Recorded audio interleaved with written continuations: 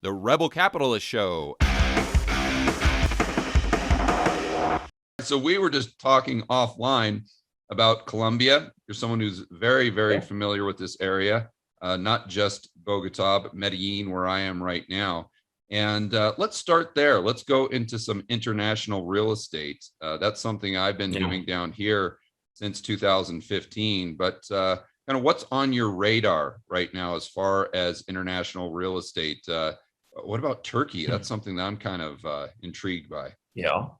Well, I saw your place in Medellin that's for sale, and I'll give an endorsement. That is one of the best looking places that I've seen turnkey in Colombia with a decent yield.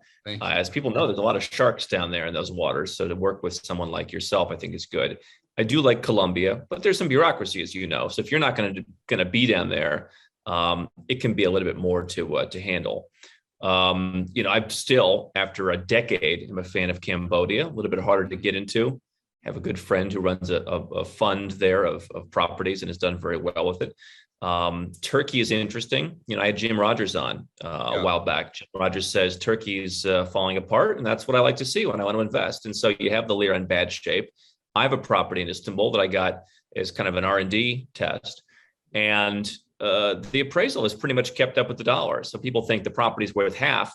In a good neighborhood like in Nishantasi, you're going to have so much diaspora, so much high net worth, you're not going to really see that. And so that's been the case. That's the case in a lot of markets.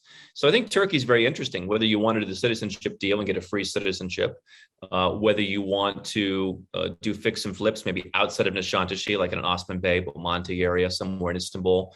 I think there's some potential for someone like you to do that. The only challenge is for someone like you is you then can't flip those to a CBI investor for the citizenship, because unless you become a Turk yourself.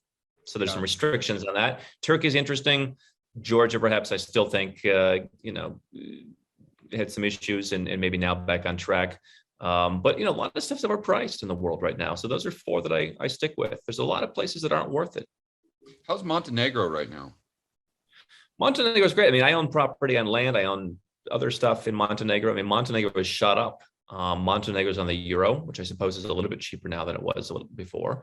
But Montenegro to me was always a lifestyle destination. It's hard to get a really solid yield there because you have a seasonal business by and large. So we do have people who are moving to Serbia, moving to Montenegro because they're saying these places are far more open than a lot of other parts of the world. But as an investment, I think it's more of a lifestyle investment. Yeah. So from Albania, by the way, Albania is the place, and I've had for years been talking to guys, big hotel guys. This is the last untouched place in Europe for beach. I think Saranda in the south is a lot stronger. Vlora in the middle is okay. The north, I would stay away from. So I think if you want to be down with the Greek border, there could be some potential. $500 a meter, you're right across from the sea. There's potential, but as with all these markets, Turkey too, you really got to know what to avoid. There's a lot of scams, so you need to know people going in. What? Let me ask you. What about Azerbaijan?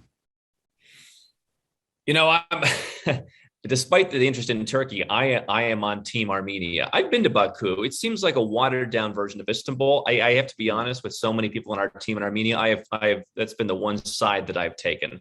Azerbaijan was never. It was always the most expensive, I think, of that market. I guess unless you want to deal with incompetent banks that don't care how you fill out the forms, I don't see Azerbaijan as being that interesting. Okay, so when you're talking about red flags, this is something that I tell gringos who hit me up all the time, wanting to come down and invest in Colombia. They see maybe a return I've made on a flip or a rental yield or something like that. They say, oh, I want to come down and do this. And I always warn them. I say, listen, you have to know what you're doing. If you know what you're doing, there's huge, huge opportunity because of the inefficiencies in the market. If you don't know what you're doing, there's a 99% chance that you lose money. So let's try to help some people here. What are the top maybe 3 red flags that you tell your viewers and listeners and subscribers to look out for when you're going to looking at international real estate?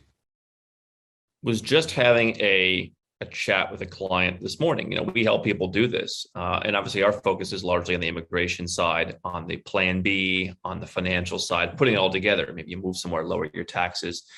But when it comes to buying a property, I said, hey, there's no MLS. And so, you don't want to buy property online. people have a hard time understanding that when they leave the US, Canada, Australia, I think they just go online, fire up some machine, call some broker who, it's like when you go to these countries where they don't speak English and you see an ad that's in English, and it takes you a while to realize, like, that's not supposed to be that way. This country doesn't speak English. Like, why is that in English?